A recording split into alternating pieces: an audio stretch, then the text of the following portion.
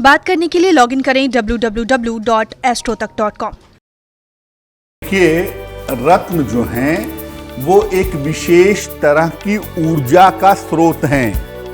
एक विशेष तरह की एनर्जी, ऊर्जा रत्नों के अंदर पाई जाती है और ये शरीर की ऊर्जा को ग्रहों की ऊर्जा के साथ जोड़ देते हैं। जो आकाश के ग्रह हैं और आपके शरीर के ग्रह हैं, दोनों को आपस में मिला देते हैं। इसी आधार पर इनसे लाभ होता है या इनसे हानि होती है। रत्नों को पहनाने के लिए दो चीजों पर ध्यान देना जरूरी है। पहला, उनका वजन, कितना बड़ा रत्न आप पहनेंगे, और दूसरा उनका समय, किस समय पहना जाएगा। इन दोनों चीजों को देखे बिना रत्नों को पहनना खतरनाक हो सकता है। यानी रत्नों का वजन कितना होना चाहिए, कितने की आपको जरूरत है और किस समय पर कौन सा रत्न पहनना चाहिए, ये जानना आवश्यक है। देखिए, रत्न पहनते समय आपको ग्रहों की स्थिति देखनी होगी और आदमी की जरूरत देखनी होगी, दोनों देखना होगा। तब जाकर आप रत्नों के वजन का अनुमान कर सकते हैं। रत्नों का जो वजन है वो ग्रहों के अंश के आधार पर करना चाहिए।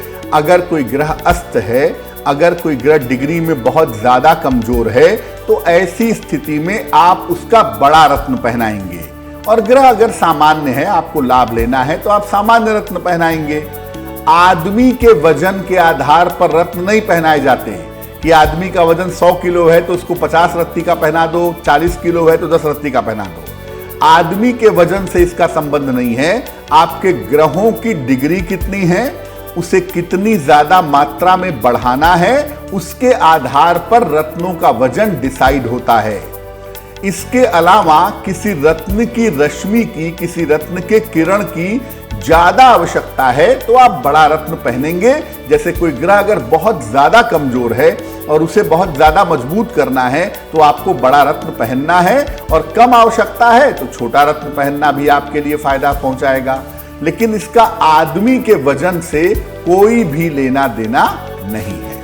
देखिए, रत्न बन जाने के बाद जब उसकी अंगूठी बन जाती है या उसका लॉकेट बन जाता है तो उसे गंगा जल से या कच्चे दूध से धो लीजिए। इसके बाद उसे ईश्वर को समर्पित करिए और समर्पित करने के बाद इसे उपयुक्त अंगुली में धारण करिए।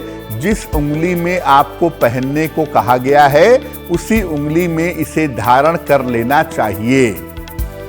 रत्न जब बनवाते हैं ना, अंगूठी में ढलवाते हैं या लॉकेट बनवाते हैं, अगर इसे शुभ मुहूर्त में बनवाया जाए तो इसके परिणाम, इसके प्रभाव बहुत अच्छे होंगे।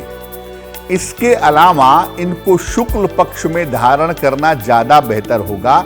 वैसे शुक्ल पक्ष की जो बाध्यता है वो मोती के लिए ज्यादा है, लेकिन बाकी रत्न भी अगर शुक्ल पक्ष में पहने जाएं तो अच्छा होगा। मोती और माणिक्य, इसको विशेष रूप से शुक्ल पक्ष में पहनना ज्यादा फायदेमंद होता है। देखिए, रत्नों की एक ऊर्जा होती है, एक एनर्जी होती है, और ये एनर्जी शरीर की ऊर्जा को संतुलित करती है। कुछ समय बाद उस रत्न की ऊर्जा शरीर की ऊर्जा के साथ मिल जाती है। 2 साल, 4 साल, 5 साल में वो शरीर के साथ एडजस्ट पूरी तरह से हो जाती है। तब रत्न शरीर के लिए प्रभावशाली नहीं रहता, प्रभावहीन हो जाता है। आपने नीलम पहना, आपने 10 साल 15 साल पहना, तो 15 साल बाद वो नीलम धीरे धीरे काम करना बंद कर देगा। ऐसी दशा में वो रत्न दूसरे को तो फायदा पहुंचाएगा, दूसरे शरीर में तो काम करेगा, लेकिन आपके लिए काम नहीं करेगा। तो ऐसी दशा में रत्नों को या तो बदल देना चाहिए या रत्नों को दोबारा से चार्ज कर लेना चाहिए, दोबारा से ऊर्जावान कर लेना चाहिए। नहीं तो लंबे समय तक एक ही रत्न पहनने से उसका जो प्रभाव है, उसका जो इफेक्ट है, वो निश्चित रूप से कम हो जाता है।